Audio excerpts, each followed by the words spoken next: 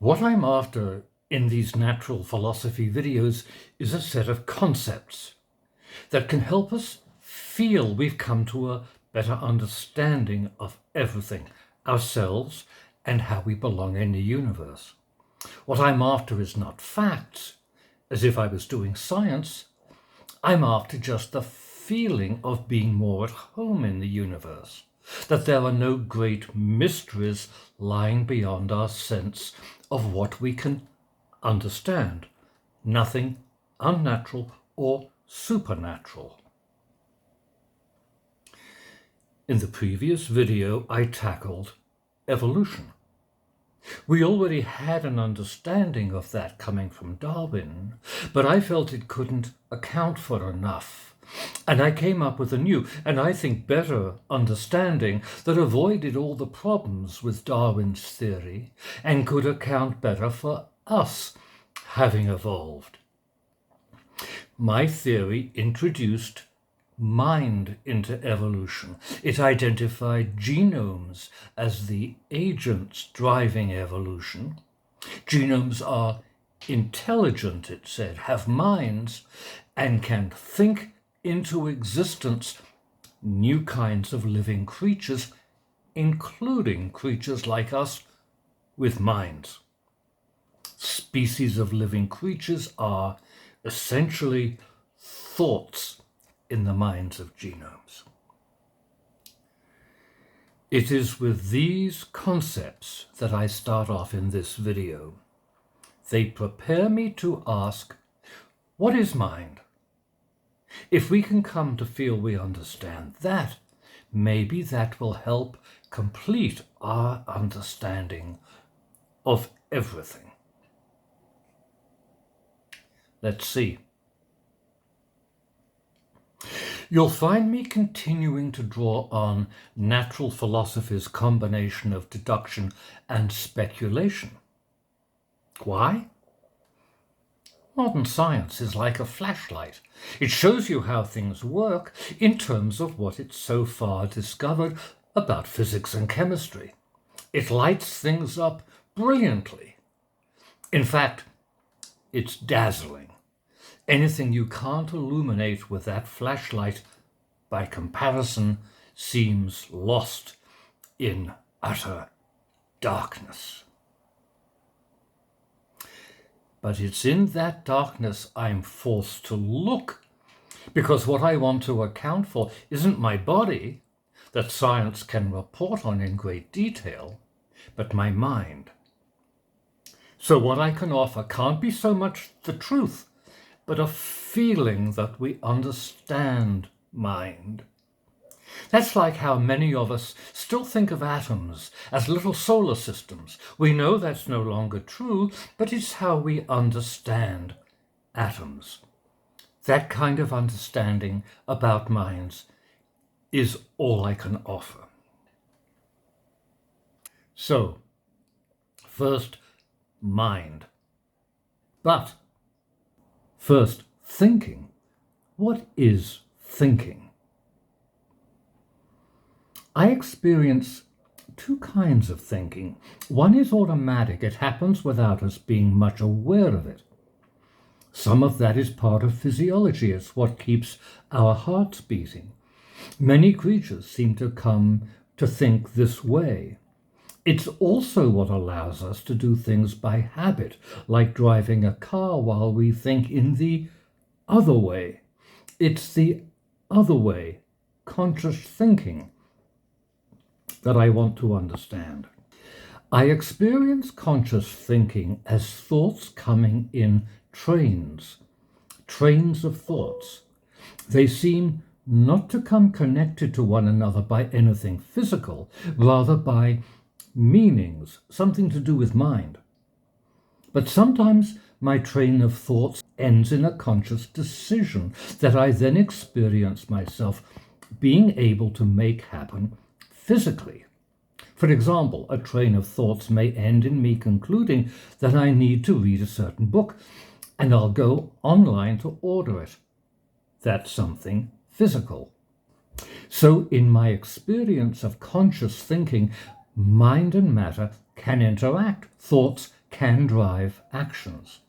That's confirmed by common everyday experience. It happens all the time. It's common sense. Except for the few people who don't experience thinking consciously. Sorry about you guys. But still, what is conscious thinking? What kind of a process is it if it's not physical? Mental? What kind of a process is that? We've already come across concepts that could help us. As I concluded in the last video, genomes, just by thinking, can make something evolve. For them, thinking and something evolving are the same thing, the same process. Could that apply to us as well? Could thinking in us be something evolving? How about our conscious thinking? Each conscious thought evolving into the next? Why not? Why deny to our minds what we've already concluded about genomes?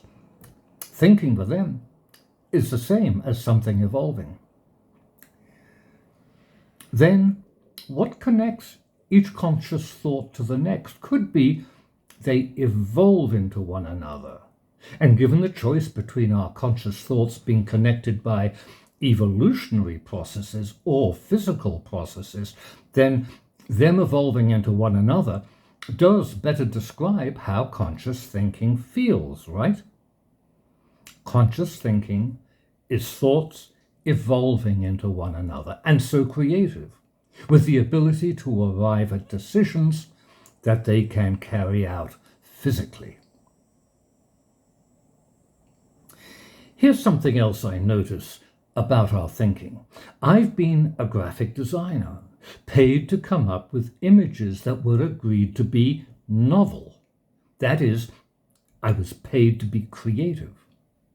I noticed it was only when I was conscious that I could be creative, that my trains of thought could then result in something physical that was novel.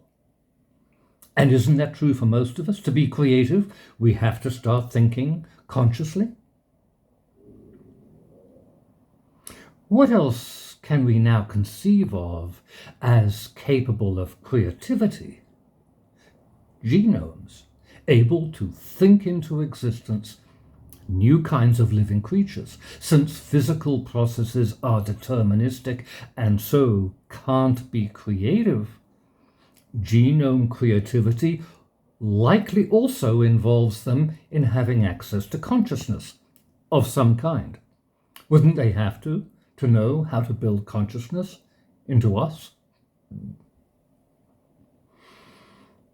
Notice that all along I've been talking about the genome. Which genome? And my answer is all of them. It's pretty obvious genomes can think together telepathically as communities. I talked about this in a previous video. Take a hydra, a small pond creature, disaggregate it, turn it into a clump of separate cells, and in a day or so, those cells will have rearranged themselves back into a hydra like the original. The cells must talk to one another about where they each belong relative to one another. Parts of an embryo growing out of contact with one another maintain very similar growth rates. Young whales, two flippers, for example, growing on opposite sides of their bodies, must still grow at exactly the same rate, else we'd see them swimming in circles, and we don't. So all parts of growing creatures must communicate with one another. Social insects like ants show intelligent behaviors as a community that they can't as individuals. Scale that up, and it's conceivable that genome's intelligence form a web covering all of nature, with intelligent nodes representing every kingdom, genus, species, down to individual cells. That's an understanding of nature very similar to the Stoic world spirit I pointed to in the first video. I've concocted 3 new concepts: that conscious thoughts evolve into one another, that it takes consciousness to connect mind with matter to create novelties, and that genomes operate as a single, universal, creative mind. How can these help us expand what we can understand? What do they imply about the universe, about what's real? They imply that the universe we live in is such that, besides physical processes, it contains evolutionary processes. The evolutionary process is real. And wherever we find evolutionary processes, we find it requiring consciousness. Consciousness also is real. Mind requires there to be supporting machinery, like a brain or a computer, but without a consciousness to ask it questions, that machinery would stay dumb. For mind, you need machinery and consciousness.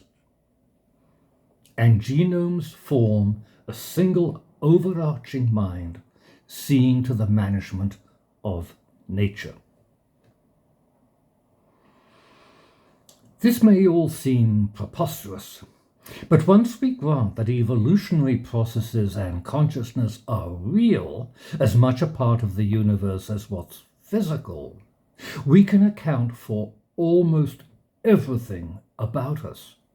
No gods or spirits needed, only minds like ours. This lets us consider issues that we'd otherwise not be able to think about. For example, why do we dream? What is dreaming? When I dream, I'm consciously aware. What I'm conscious of is a series of stories, each of which makes sense, but together are a meaningless jumble. What's that all about? Here's how I understand dreaming. Perhaps 100 million years ago, genomes got frustrated at how slowly they were able to communicate. So into certain social mammals, genomes built a channel for their own communications that operated at the speed animals can think. It was a stripped-down version of their own consciousness. The animals experience these communications as conscious experience in dreams. The creature's brains automatically try to make sense of them, as brains will, but the result was a jumble because dreams weren't meant to make sense to anyone except other genomes. That's my take on dreaming. Like other social animals, we dream while we're asleep.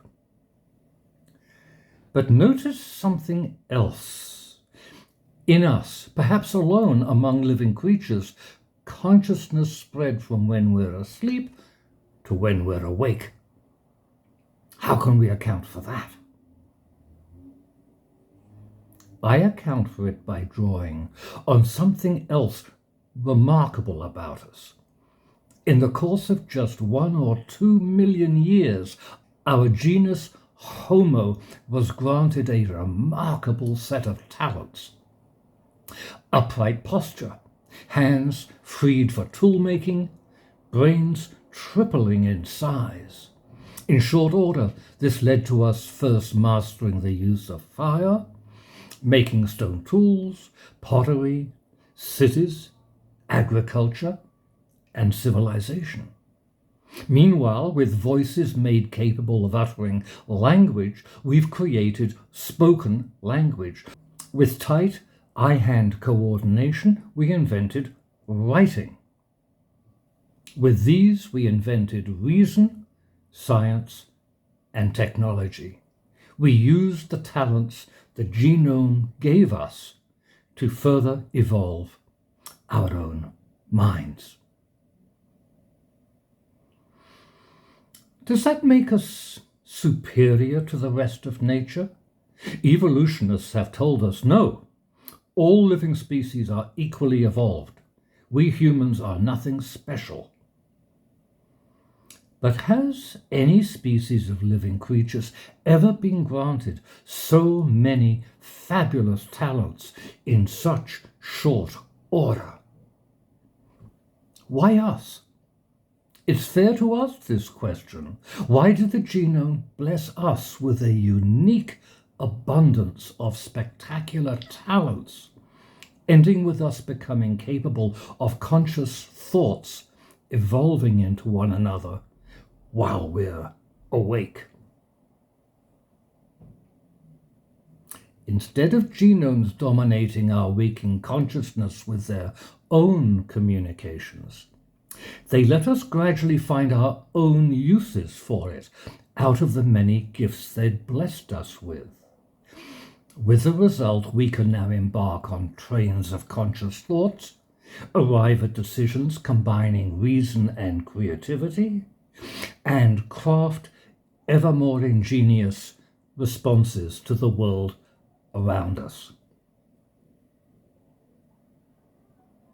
Some mysteries tackled, but mysteries do remain. What is consciousness? What's new is we now have two ways of studying it: from within, by our own conscious experience, and from without through the study of evolution. How might the study of evolution tell us about consciousness? We now know consciousness must exist wherever we see evolution having been creative. Imagine turning evolution around, looking back from the present to where it began. As we see evolution becoming less creative, less conscious, what might we see in living creatures that would tell us how consciousness originated and grew?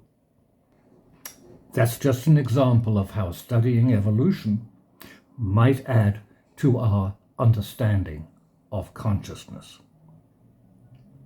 And a final mystery. Why would the genomes favor one species by making it capable of thinking consciously? I end with a purely unsupportable suggestion, just making this up.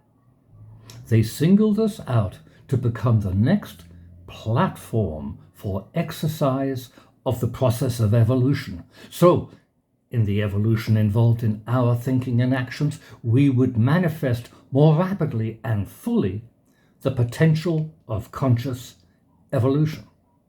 Or they may have equipped us sufficiently so we'd eventually master space travel and carry them to other planets.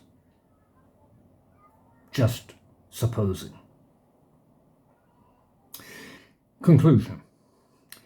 In the course of this series of videos, I've speculated freely under the cover of natural philosophy, hoping to arrive at a network of concepts helping us to consider issues that, without these concepts, we'd not be able to think about.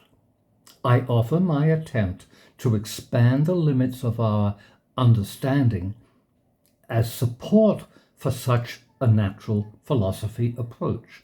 I'm unlikely to have arrived at the truth, but I hope my attempt will encourage you to try something similar. And if there are still mysteries I've left unaddressed, please point those out in the comments. I plan one further video exploring how these concepts could lead us to greater wisdom individually. What can it all mean to you and me?